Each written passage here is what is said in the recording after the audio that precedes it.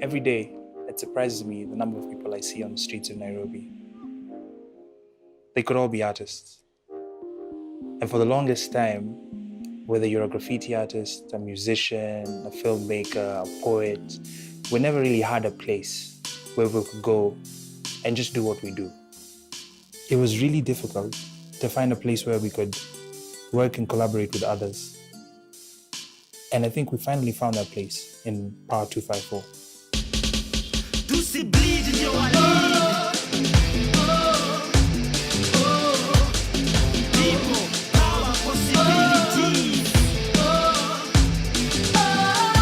When I became a photographer, there was no place for people like me. I wanted to learn. There was no school for photography, and I struggled to learn. When I was employed, there was no one to mentor me, there was no one to guide me, and I struggled a lot. So when I made it as a photographer, I wanted to a community where I could actually belong, a place where I could hang out, and there's no place like that. A place where, yes, you love photography, but you want to actually exchange ideas, learn from another person, talk about your struggles, because everyone has their unique struggles in their career. Well, you see, love makes you do crazy things. Ask my shoes, uliza kiatu, and what I went through to buy you those rings. Ask my shoes, uliza kiatu. Power, actually, I like to think of it as a collaborative space for creatives. It works in two main ways.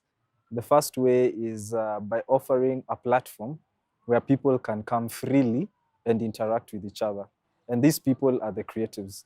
And the second bit is through programs. And through these programs, we have people attend workshops, we have master classes, we have roundtable events, we have outreach programs. Not only do you come to a free space, you also come to a space where you can get more skills. The main concept or most ideas I got from the whole lecture thing was the perception that comes out in every individual. It all depends with how you perceive it as an individual.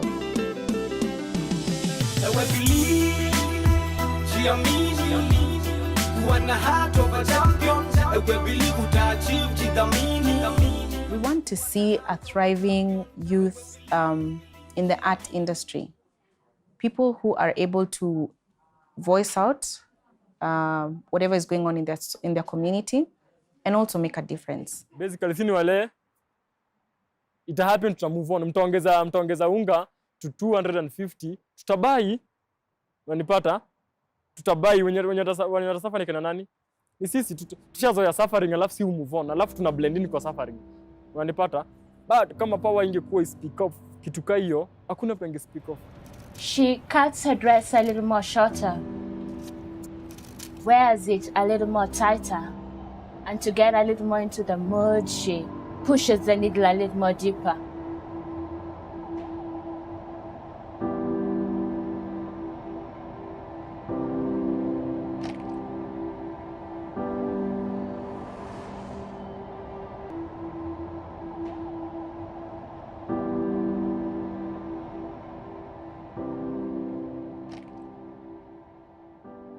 With our Twitter, Facebook, social media, everything is craving for attention.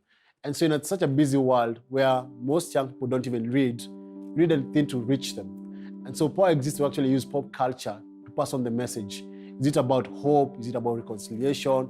Is it about corruption in government, impunity, bad Kenyan habits? We want to use pop culture, things that they actually see or listen to. So it's either a song or a photo they're going to look at or a film they're going to watch. Nikonja tasiezi karanga, uwe hae, shagala bagala.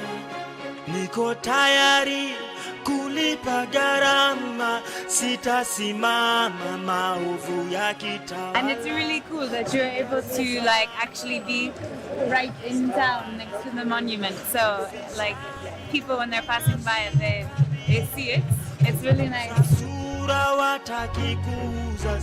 Wana help sana ku expose my artists of which was Of which bado out of your point ya kuexpose ma artist ni poa, wanafungwa ma artist macho na kuwapatia hiyo extra push ya kwamba kila artist ana responsibility ya kubring out art yake kwa positivity kwa mtaa, unajua. Sheria.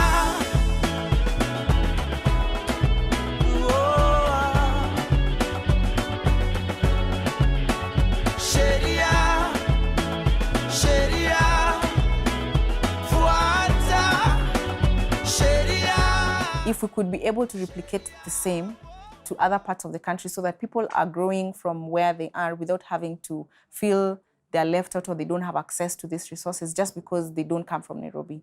So we could have the same spaces open up in different parts of the country, and then we'd have a huge community of artists. Then we can start to do from one country to another, just exchanging ideas, and we can have people come into our country and exchange programs more like from across the world.